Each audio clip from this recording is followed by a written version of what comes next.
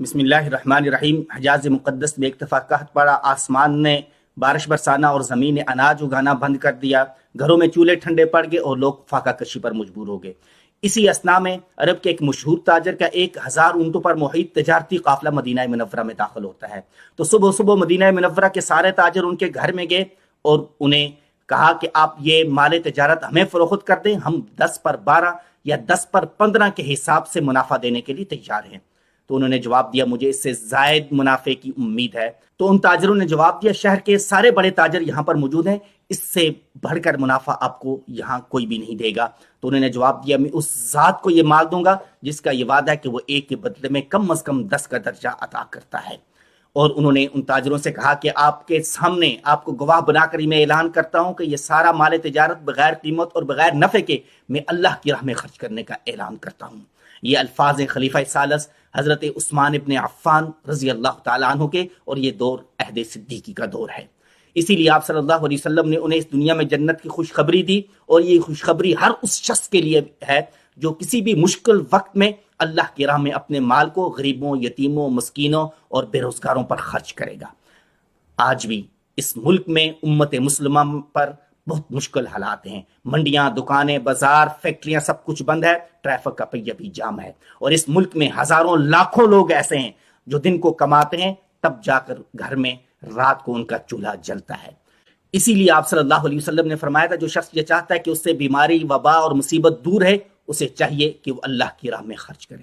آج یہ بات زبان زد عام ہے کہ ہم پر جو یہ مصیبت آئی ہے، ہم پر جو یہ وبائیں آ رہی ہیں، مشکل حالات آ رہے ہیں، یہ اللہ کی ناراضگی اور اللہ کے غصے کا سبب ہیں۔ تو یہ اللہ کے اس غصے کو کیسے ٹھنڈا کیا جائے؟ فرمان نبوی ہے، آپ صلی اللہ علیہ وسلم نے فرمایا صدقۃ السر تطفئ غضب الرب وتدفع میتۃ السوء، کہ جب اللہ کا غصہ ہوتا ہے، کسی قوم پر مشکل حالات آتے ہیں تو وہ اللہ کے راہ میں خرچ کرتی ہے تو اللہ کا غصہ ٹھنڈا پڑ جاتا ہے، اور فرمایا کہ وہ عذاب اور مشکل آسانی میں تبدیل ہو جاتی ہے، زحمت کے بجائے اللہ کی رحمت برسنا شروع ہو جاتی ہے، اور اللہ تعالیٰ ایسے لوگوں کو بری موت سے محفوظ رکھتے ہیں، یعنی کہ ان کا خاتمہ ایمان کے ساتھ ہوتا ہے۔ اس لیے جتنا ممکن ہو سکے اللہ کی راہ میں خرچ کرنا چاہیے، اس میں امیر اور غریب کا فرق نہیں ہے، اپنی استطاعت کے مطابق خرچ کرنا چاہیے۔ غزوہ تبوک میں جب مشکل حالات تھے، آپ صلی اللہ علیہ وسلم نے اللہ کی راہ میں خرچ کرنے کا اعلان فرمایا۔ حضرت ابوبکر صدیق گھر کا سارا سامان، حضرت عمر فاروق گھر کا آدھا سامان لیے آپ صلی اللہ علیہ وسلم کے دربار میں حاضر ہو گئے۔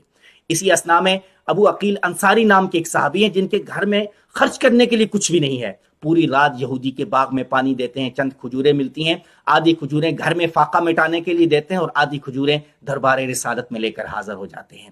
منافقین جب یہ منظر دیکھتے ہیں تو وہ طنز کرتے ہیں اور کہتے ہیں کہ اللہ اور اس کے رسول صلی اللہ علیہ وسلم ان چند کھجوروں کے محتاج ہو گئے ہیں۔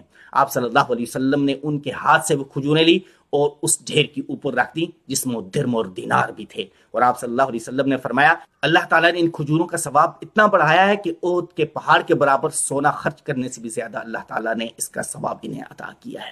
اس لیے ان مشکل حالات میں جو خرچ کرے گا اجر اور ثواب بھی اس کے لیے زائد ہے۔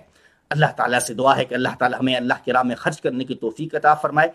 تمام لوگوں کا، اپنے گرد و نواح کے لوگوں کا، اپنے قریبی رشتہ داروں کا ضرور خیال رکھیے گا۔ تھینک یو، فی امان اللہ۔